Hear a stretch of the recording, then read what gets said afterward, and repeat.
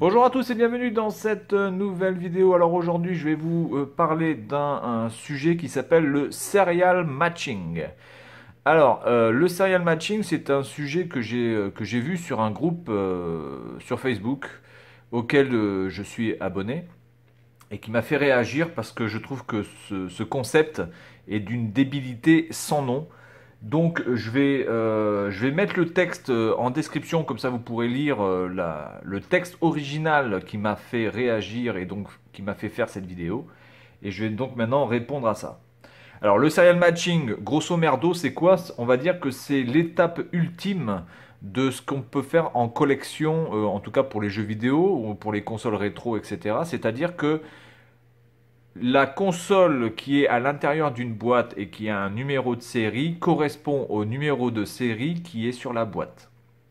C'est-à-dire que chaque boîte est liée à une console et chaque console est liée à une boîte. Et ce qui fait que, évidemment, la valeur de ce produit-là sera beaucoup plus élevée que si vous avez une console qui ne correspond pas au numéro de série de la boîte. Bon, alors évidemment, c'est toujours mieux d'avoir la boîte originale avec la console originale dans sa boîte avec ses cales, avec ses papiers, etc., que une console que l'on a achetée à part et que l'on a mis dans une autre boîte. Ça, je suis tout à fait d'accord par rapport à ça. Le seul problème, c'est que le serial matching ne peut concerner que les consoles où vous avez la certitude d'avoir un numéro de série sur la boîte. Et je suis désolé, il y a pas mal de consoles, et notamment dans le rétro, où il n'y avait pas de numéro de série sur la boîte. Et le simple fait de ramener la boîte au magasin pour la garantie suffisait, il n'y avait pas besoin d'avoir le numéro de série sur la boîte. Ce qui désormais n'est plus le cas quand vous achetez une Xbox, Xbox One, PS4, Switch et même une PS3, une Xbox 360, certainement même la PlayStation 2, etc. Vous avez un numéro de série qui est soit collé, soit gravé sur la boîte, ça je suis tout à fait d'accord. Mais donc du coup, ici vous avez par exemple une Sega Dreamcast. Il n'y a absolument aucun numéro de série sur la boîte pour la simple et bonne raison que vous avez un trou qui a été fait ici et où le numéro de série de la console qui est retourné apparaît dans ce trou. Ça, ce n'est pas le numéro de série de la boîte, c'est simplement le code barre qui permet donc de passer en caisse avec le numéro, le modèle, voilà, et c'est tout. Donc vous n'avez absolument aucun numéro de série sur les boîtes Dreamcast. Donc ça veut dire, je ne sais pas si sur d'autres modèles Dreamcast c'est le cas, je ne sais pas si sur les Dreamcast françaises, enfin européennes, c'est le cas. Celle-ci c'est une Dreamcast américaine, hein, comme vous pouvez le voir ici, USA. Donc voilà, je ne sais pas vraiment si c'est dans toutes, si c'est pour toutes les boîtes. En tout cas, là vous avez l'exemple type d'une boîte où il n'y a pas de numéro de série. Donc le problème est que je peux mettre toutes les consoles que je veux là-dedans à partir du moment où ce sont des consoles Dreamcast américaines, voilà, et de couleur grise, voilà. Donc le serial matching déjà par rapport à ça c'est complètement bidon. J'ai la boîte de mon Mega CD, il n'y a pas de numéro de série sur la boîte du Mega CD. J'ai une Sega Pico, il n'y a pas de numéro de série sur le Sega Pico. Il me semble aussi que sur les boîtes de Neo Geo AES, à me confirmer, mais il me semble aussi que sur les boîtes de Neo Geo AES, il n'y a pas de numéro de série. Et même si vous avez un numéro de série sur les boîtes AES, ici vous avez Neo Geo Pocket Color. Il y a de grandes chances que le numéro de série soit simplement, par exemple, collé avec une étiquette ici, comme vous pouvez voir, si j'arrive à faire le focus, voilà. Ici, c'est simplement une étiquette. Donc évidemment avec un bon produit que vous connaissez tous, vous tapotez un petit peu, vous décollez, vous avez juste à imprimer voilà, une autre étiquette. Hein. C'est vraiment pas très compliqué. Si la personne a vraiment envie de faire ça, il peut très bien trouver une technique pour pouvoir le faire. Voilà, y a aucun problème.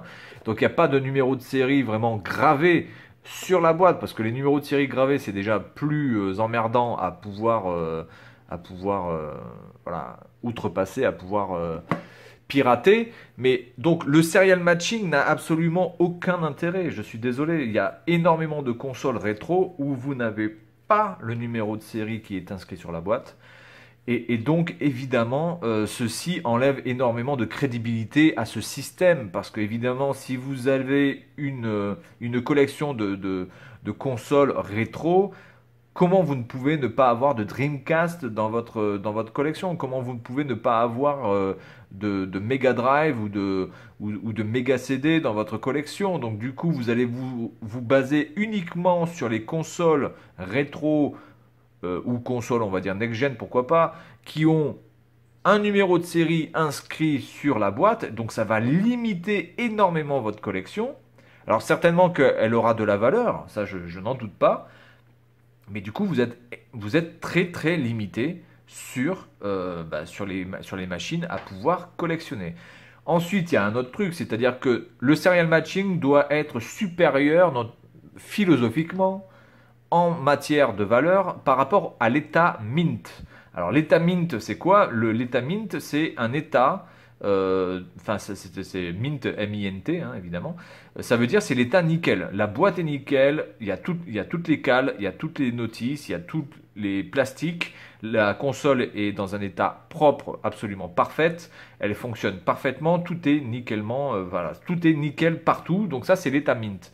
Donc le serial matching voudrait être quelque chose qui surpasse le mint en fait. Et ça pour moi c'est bidon parce que évidemment si vous avez un serial matching plus le mint, bon évidemment là vous avez tout bon. Maintenant la question elle est la suivante. Si vous avez le choix entre une console qui ne correspond pas à la boîte mais les deux sont mint, et de l'autre côté, vous avez une console qui correspond par le numéro de série à la boîte, mais la console est complètement défoncée ou ne fonctionne pas, ou a des bugs, ou elle est dégueulasse, elle est jaunie, elle sent la clope. Laquelle vous allez choisir? Évidemment, vous allez choisir le mint. Je suis désolé.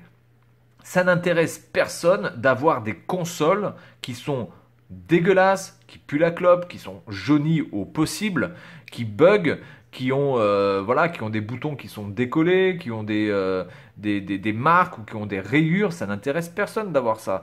Donc, honnêtement, si je dois choisir entre une Neo Geo AES qui fonctionne nickel, mais qui n'est pas dans sa boîte d'origine, avec une console Neo Geo AES qui est dans sa boîte d'origine, mais qui est complètement fracassée ou qui ne fonctionne pas bien, ben, le choix il est vite fait. Qu'est-ce que j'en ai à foutre d'avoir le numéro de série qui correspond à la boîte? Et encore une fois, je suis très perplexe sur le fait que sur les Neo Geo AES, il y avait un numéro de série sur la boîte. Mais admettons qu'il y en ait un. Moi, ce que je veux, c'est une console qui marche. Je suis désolé, je ne suis pas là pour collectionner des choses qui ne fonctionnent pas. Voilà, donc le serial matching, pour moi, c'est quelque chose qui est juste une sorte de création par des collectionneurs qui ont soit la capacité d'avoir que des consoles comme ça et qui donc vont essayer de faire un standard. Vous voyez, c'est tous ces gens qui essaient de créer des choses un peu comme l'écriture inclusive, etc. et qui au final de toute façon ne fonctionnent pas parce que ça n'intéresse personne. Le serial matching c'est intéressant de fait. Moi c'est sûr que je préfère avoir la console qui correspond à la boîte. C'est un fait, évidemment que si je dois choisir et si je peux choisir, j'aimerais avoir une console qui correspond à ma boîte. Ça, on est tout à fait d'accord là-dessus. Mais pour moi, c'est vraiment pas du tout le point principal, car si dans cette boîte il y a la machine qui a le même numéro de série, mais qui ne fonctionne absolument pas, qui ne lit aucun jeu, qui ne s'allume même pas, quel est l'intérêt? Hormis d'avoir l'objet dans sa boîte d'origine. Voilà. Alors les gens qui collectionnent uniquement les objets ou les consoles en ayant rien à foutre de l'état de fonctionnement de leur machine, dans ces cas-là, ouais, pourquoi pas. Mais bon, les gens qui collectionnent des consoles, c'est quand même un minimum quand même pour pouvoir y jouer. Voilà, donc je vais mettre le texte en description, vous pourrez le lire en intégrale. Et puis vous me direz un petit peu ce que vous pensez du serial matching comme système de collection. Est-ce que c'est un système vraiment pertinent? Est-ce que c'est un système qui fonctionnera ou qui va prendre la place du mint qui reste pour l'instant, on va dire, le principal objectif de tout collectionneur qui se respecte, c'est-à-dire d'avoir toutes ces consoles en état mint, que ce soit la boîte, la machine, les jeux. Voilà. Alors c'est pareil pour les jeux. Qui vous dit que les jeux sont dans leur boîte d'origine? Pourquoi on pourrait faire ça pour les consoles et pas pour les jeux? On va dire ouais mais les jeux on s'en fout. Mais pourquoi on s'en foutrait des jeux? Sauf que les boîtes de jeux n'ont pas de numéro de série. Donc du coup, voilà, quel est l'intérêt d'avoir une collection où d'un côté vous allez avoir un serial matching pour les consoles, mais pas de serial matching pour les jeux, sachant qu'on ne peut pas dissocier les jeux de la console et les consoles des jeux, donc tout est un ensemble en fait. Et même pour les accessoires de jeux vidéo, que ce soit les volants, les manettes, c'est extrêmement compliqué de pouvoir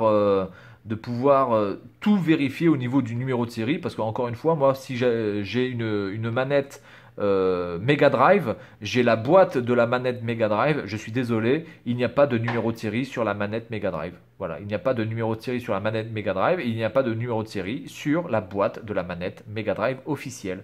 Donc, le serial matching pour moi, c'est juste quelque chose qui concerne très peu de gens et qui de toute façon dans un environnement global de collectionneurs n'aura absolument aucune pertinence. Voilà, donc c'est tout pour cette vidéo et puis moi je vous dis à la prochaine. Salut à tous.